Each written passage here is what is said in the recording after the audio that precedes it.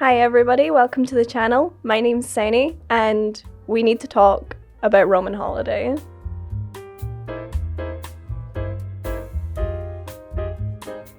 Roman Holiday is a young adult novel that's written by E.C. Myers, and it follows the sort of start of Neapolitan and Roman Torchwick, how they meet, and kind of what their motivations were that led them to where they are in the series. So some important points just to get us started off with. Each chapter changes perspective, so one chapter will be Neo, and in the second chapter will be Roman, which I think is a really good way to go with a book so that you're never stuck in one perspective for too long, but also when you get to the end of that chapter, realising that you're going to go on to someone else's point of view, it makes you kind of crave a little bit more for what you're going to see from that character. So to go with Neo, just to start off with, who at the start of the book is called Trevia. It is established at the start that Trevia has grown up in relative privilege with a mum and a dad, seeming to be a lot of money, but it's clear that her family are a little embarrassed by her. She has the mismatched eyes, although has completely brown hair, and she seems to be obsessed with this imaginary friend called Neo. One thing that's established at the start of the book, which has been a long time debate in the RWBY fandom since her introduction, is that Trevia is confirmed as mute. There was a lot of debate about whether it was around trauma or it was actually a medical reason that she's mute, but it seems to be something that's from birth. She's just been unable to communicate vocally. After we've been properly introduced to Trevia/Neo, we then change perspectives into a younger Roman Torchwick, who is a homeless individual living in Mistral and has turned to a life of petty crime as a way of survival. Though this is the case, it's pretty clear that he kind of enjoys being able to, take part in all of this petty crime, which makes sense considering where we see him in the future in the show. During Roman's point of view chapters, we are introduced to the criminals that we already know as part of the underworld through the series, like the Malachite twins, Junior, and Lil Miss. And how would you say that those characters actually contribute to the story of the book?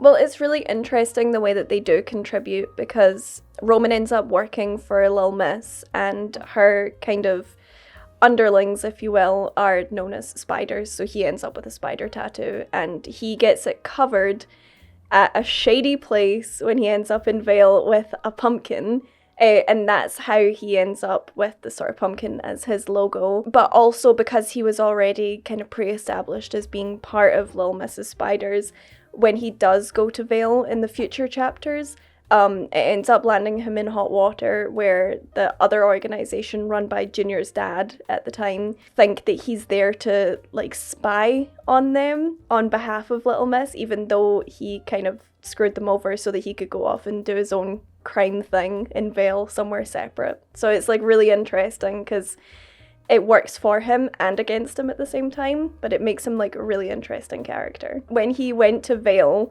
he decided that the best way to make himself be known in Vale is to rob a bank. So the first thing he does when he goes to Vale isn't even, he pickpockets people on the way there and leaves little calling cards that say you have been pickpocketed by Roman Torchwick, and then he goes to the bank and robs the bank and leaves, and that's how he makes his first big mark on Vale, and I think that's just so perfectly him. In the sort of early chapters with Neo, it's clear from the get-go that she doesn't really respect her parents, she doesn't really respect rules. She's more of a role player than Trevia is more of a role player than Neo. Neo being more of a sort of imaginary friend at this point. She kind of pushes Trevia to be more outward. She'll push her to escape the house, since her parents want to kind of keep her hidden away. They seem to be really embarrassed by her because she has the sort of heterochromic eyes, even though she's got the fully brown hair. Her parents are even said to sort of flinch away from her at points, which is just really uncomfortable. It's not something that you would expect from your parents to treat you.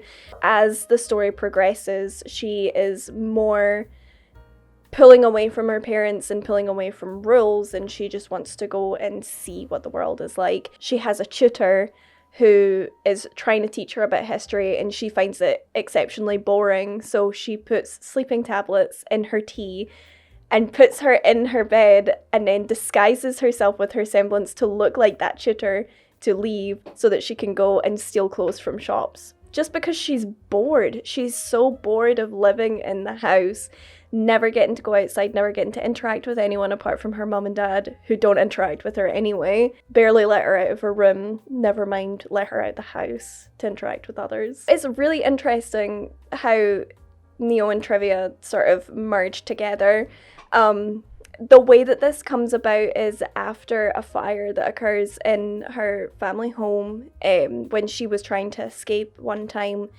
And because she had used so much of her aura to keep herself alive in the face of not only the fire, but then using a parasol to jump down and out of her room, it uses so much of her energy that when her mother sees Neo, because she is now less of an imaginary friend and more of a physical being and a physical manifestation through her semblance, her mother strikes Neo across the face and Neo disappears and Trevia feels completely broken, completely lost. This is her only friend, but from that point on, Neo is a part of her. It's almost like she can hear Neo talking in her head.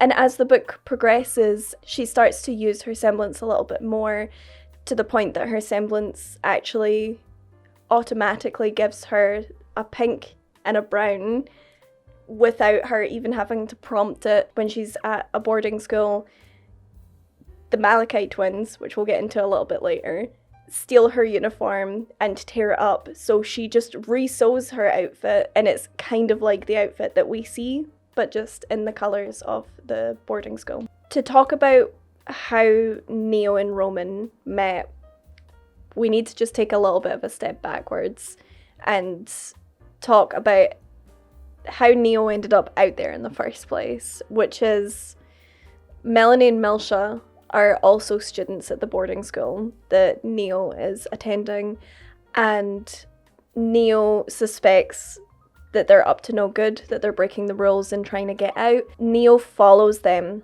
as they go out because they've decided that they're bored and they want to go clubbing. So they do. In a boarding school. Bored in a boarding school, yeah. She follows them on the way there. And when they go inside the building, Neo's trying to figure out, like, how am I going to get in there? Am I going to have to just wait here? And Roman gets kicked through a window. And she sees him and he's making, like, quick remarks towards them and is very confident, despite the fact that he's just been thrown through a window. And she thinks that that's actually quite funny. But then more of Lil Miss's kind of spiders show up and corner him, and it looks like he's not going to get out of it and he's not sure what to do.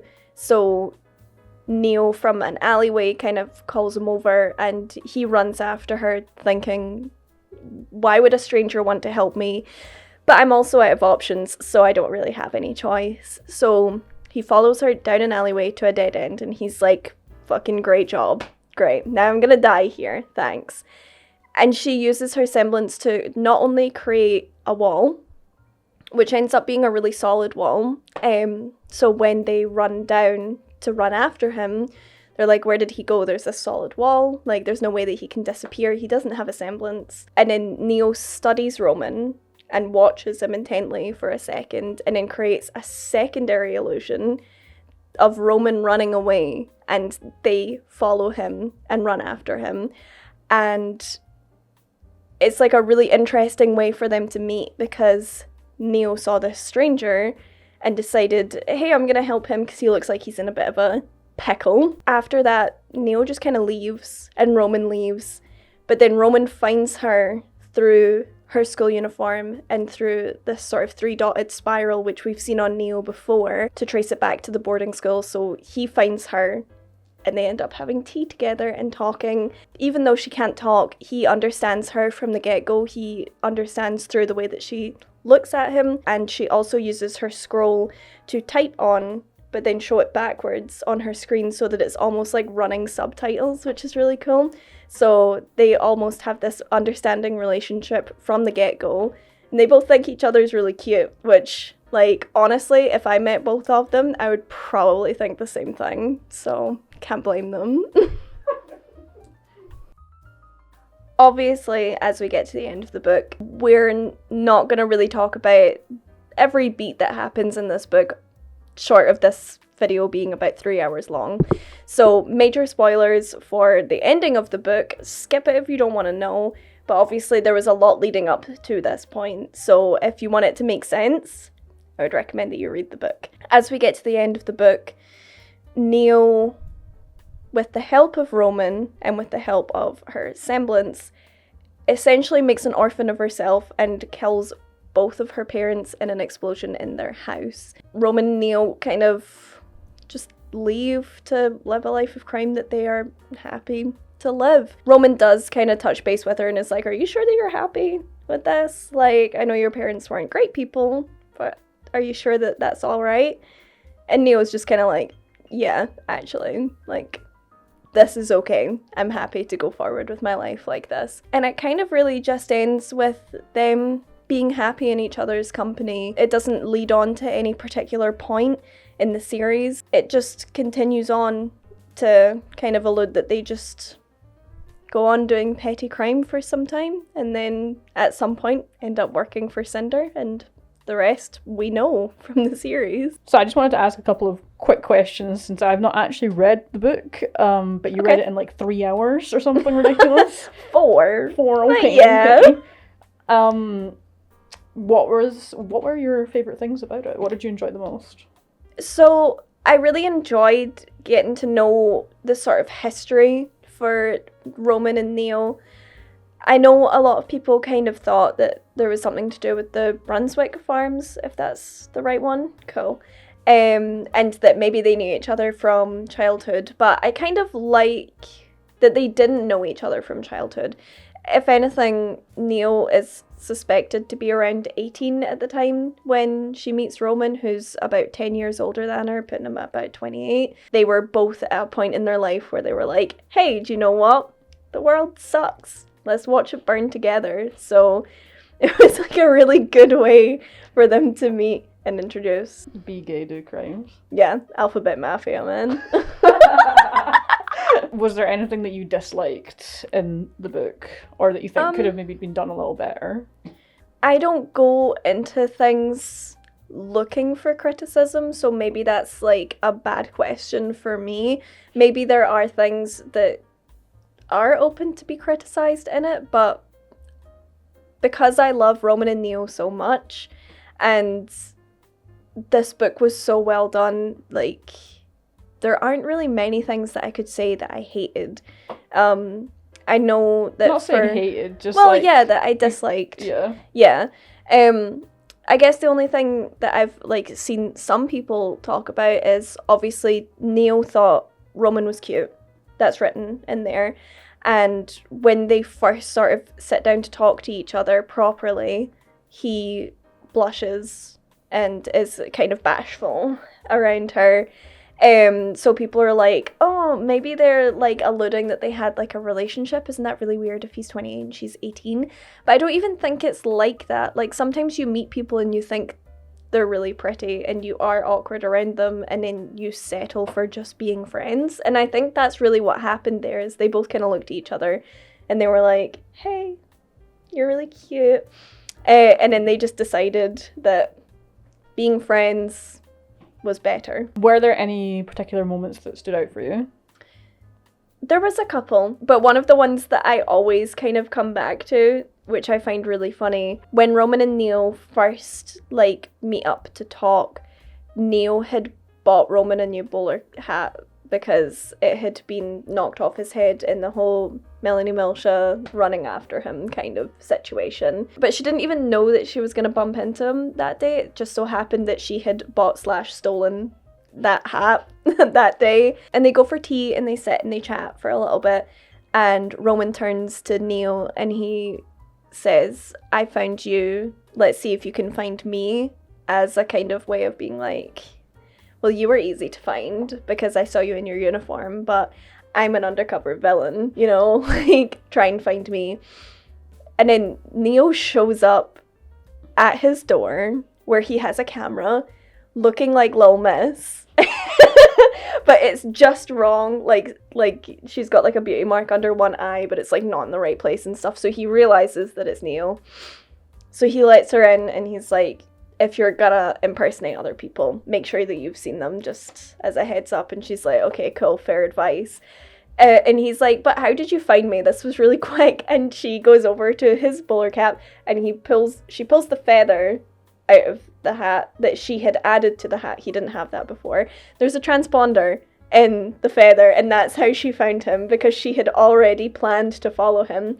So she had put a tracking device in the feather and put it in the hat, so she had an accurate location of where he lived. And I just thought that was like so funny, because when he turned to her and was like, I found you, let's see if you can find me, I bet he thought it would be weeks before she found him, and she just rocked up after a couple of days and was like, let me in, bitch. With like an Uber Eats delivery. Yeah, exactly. There's a whole chapter where they go through everything that you need to do before you commit a crime. So you do the recon, you do the planning, you get the blueprints, you learn the route, and then you commit the crime. Which is really interesting, because from Neo's point of view with this chapter, she talks to herself in her head. Because she can't talk. She didn't expect that actually committing crimes could be so boring, because you have to plan things to make sure that you're not caught.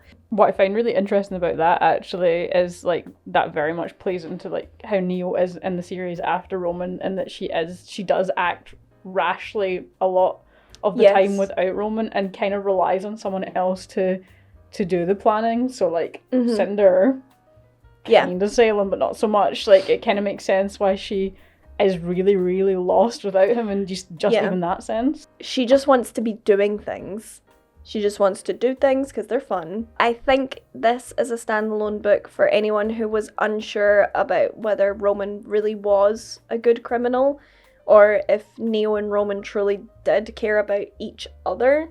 This is a perfect book to pick up and read and understand that actually Roman was the only person that ever understood Neo, and for Neo that was really important, because she grew up in a household where she had to communicate through communication boards or using her scroll to even get her point across, and even at that they just called her lazy. With Roman, the whole way through the book he was talking about how he's a lone wolf, he always does everything himself, he hates teamwork.